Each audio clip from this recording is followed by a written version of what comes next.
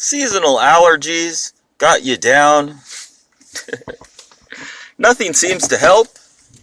Well, maybe you should try standing the fuck up for yourself and saying something about the chemtrails. Why not? What's the worst that could happen? We live in America. We have rights. Blah, blah, blah, blah, blah, blah. We have freedom of speech. Blah, blah, blah, blah, blah, blah, blah. But nobody will say anything. So, hey, the Constitution wins again. You have all the rights and freedoms you want. Go ahead, buddy. Go down there on the corner and stand there and yell at the top of your lungs all day long about all the things you don't like in the world. Woohoo! There you go. You're free. You're free. Welcome to freedom. Welcome to chemtrail land. Look up, dumbass. You're being sprayed with poison. Hey, somebody texted me.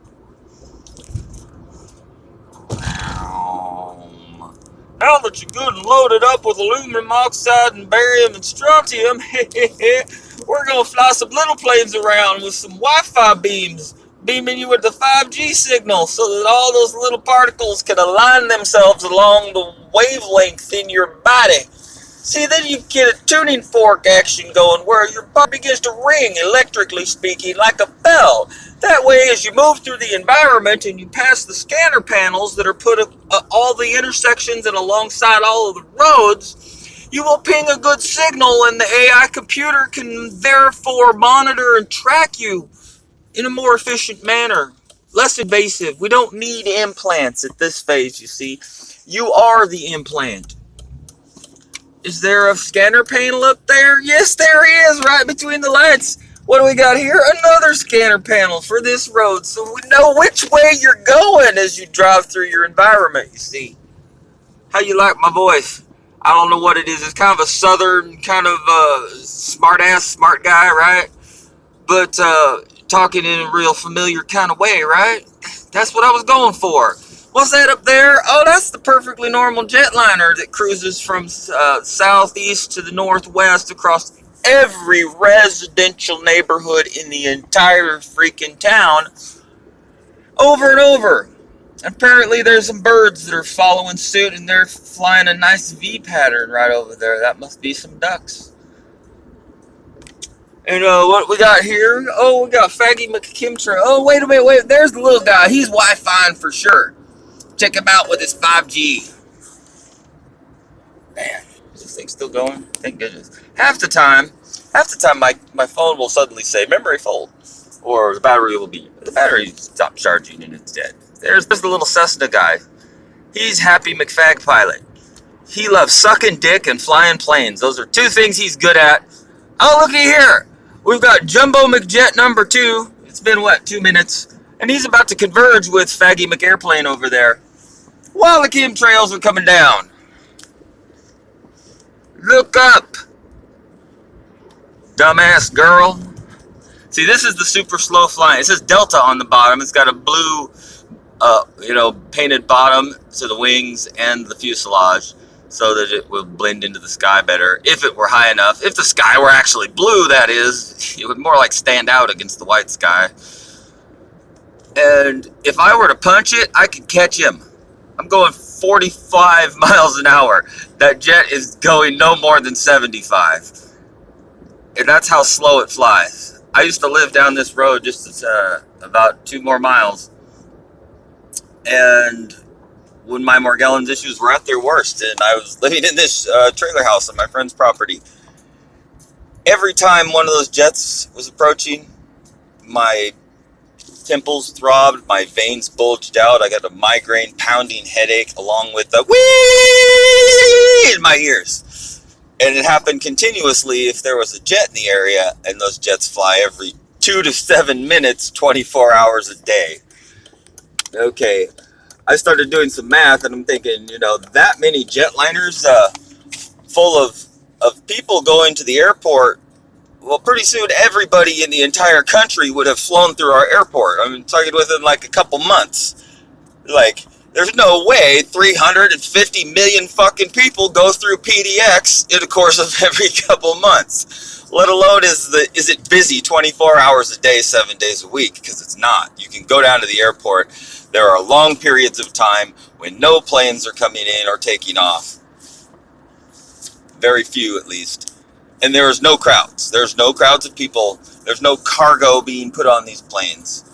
If they do come in and land, they're just a few taking off and on, because there's nothing going on there for long periods of time. And now, but we have these jets continuously flying over the town, over and over and over. You would think 1,000 jetliners have gone to the airport. If each one's a jet, presumably taking its cargo or passengers to a destination and needing to fly slowly over our town. That's simple logic here, right? So, I'm counting jets, I'm doing math, I'm like, the people, there's way too many people if these are passengers. There's no need to transport cargo in a zillion jet loads. If it's that much cargo, they'll simply use trains or trucks. That's a lot more efficient of a method for moving large amounts of cargo. So we can pretty much say it's not widgets from Omaha being flown in, because there's such a high demand here. So what are these planes doing? Well, if you have Morgellons and you have ringing in your ears and migraine headaches that appear at the appearance of a plane, boom, there's a plane, I'm all fucked up. You can make the connection that there's something to do with the planes and me, and it's not psychological, it's direct and physical and immediate. What operates in that manner? Have you used a remote control to open your garage door before? You push the button and immediately it responds and opens your door. That's very simple technology. It's been around a long time. You should look it up on the internet. They probably have something about it that tells you how it works. Well, take that simple technology and tie it into a high-frequency, high-speed computer that could, read that waveform, not just once, click, the door opens. It can read that wave back and forth 1 billion times, and it can be altered a tiny bit in those 1 billion times, and a picture emerges from all of those waveform oscillations, let's call it. That's how your brain works, actually. The neurons in your brain and the electrical pathways, when you think a thought, when you move your hand, when you do anything at all, when your body does the unconscious processes that it does, that's what's happening in your brain. There's little electrical impulses being sent back and forth, and if you step back and you look at like if you were to observe the freeways above Los Angeles, you would start to see patterns develop in the traffic flows. It's, is there a pattern going on? Everybody's, in on it, trying to make this pattern form out of the way they drive? Of course not. It's just a natural occurrence. That's similar to what goes on in your brain. The electrical signals are a frequency. There's a waveform and a frequency. And when you think something, in order for you to act upon it or to even have the thought correctly, those frequencies have to be left alone. They have to be not interfered with. And that's, your MS and your Alzheimer's and your Parkinson's disease and all of these things. If you look at the people who have them, they have large, what would it be, like your tendons. They seem to be very swollen and very white, and their skin is very soft and very silky looking and quite lumpy. And that's what I get when the Morgellons symptoms flare up, which leads me to believe that the Morgellons is inside your body. It's in everybody's body. The only difference is how well your body can handle it, how well you can handle it, how well your immune system works, your environment, especially, and what you eat, and so forth. There's a lot of variables on how it affects you. And even people who think that they're okay, but they have like maybe a couple different disorders. Oh, I have some minor psoriasis, but other than that, I'm okay. No, you have Morgellons, and it's manifesting itself as what doctors will call psoriasis, because that's one of its symptoms. It has far more symptoms. Anyway, I could go on and on about Morgellons too, but this is about the faggy McAirplane and the constant fucking chemtrails. Look at the big X's up in the sky. Have you ever got on a passenger jet and noticed that you were flying in formation with 5 other jets and they were all leaving trails behind them? I could answer that. No, you haven't, unless you're a chemtrail pilot. Have you ever got on a jetliner to go somewhere and you got to your city you're going to and then you slowed way down and cruised super slow for a half an hour over residential homes before you actually got to the airport? No, you haven't, because they don't fly that way. And so I've been on a lot of air flights in my lifetime, and they don't fly that way. They don't do. There's no need to. Let's use some common sense here. People are so devoid of their own sense of confidence, I guess. They think everything is such a big technical science now. I could never hope to understand it. I'm just going to have to hope my doctor knows what he's doing. I hope the scientists all do, because we got all this modern technology. It's got to be safe if they're putting it in trucks out, sitting out trucks and putting it on poles right in front of my house. It's got to be safe. Of course it's been tested by the FCC and the powers that be to make sure that it's not harmful. Gosh, or they wouldn't put it up in my neighborhood right next to my house, would they? It's all perfectly safe because, you see, they did a lot of testing, I'm sure, because this is America, and they wouldn't let that happen in America unless the proper testing and channels were followed. Actually, that's untrue.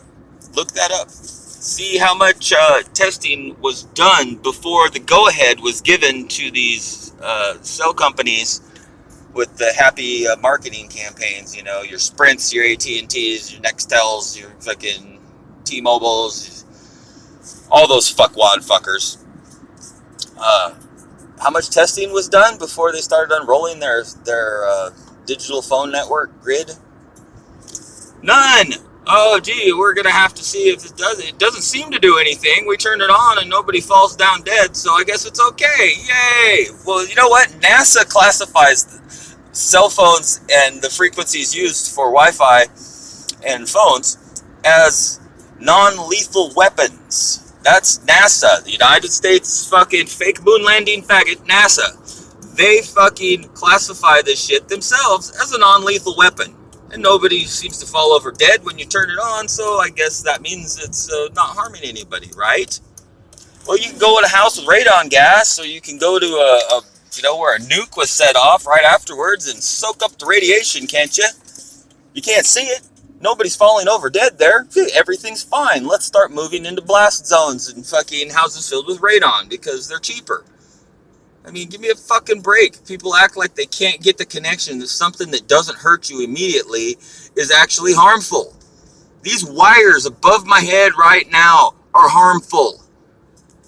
The computers that are controlling the electrical grid, they can run frequencies. Look up, idiot! They can run frequencies over those wires, and those wires are antennas, and nobody's ever far from them because they run along all the roads you travel on and they go right into your homes. You know, it doesn't seem like anything. Oh, it's just a wire. I mean, I can do my own wiring. I wired my house up. I put the plugs in. Everything works. Well, that's great. Don't shock yourself. That's fine.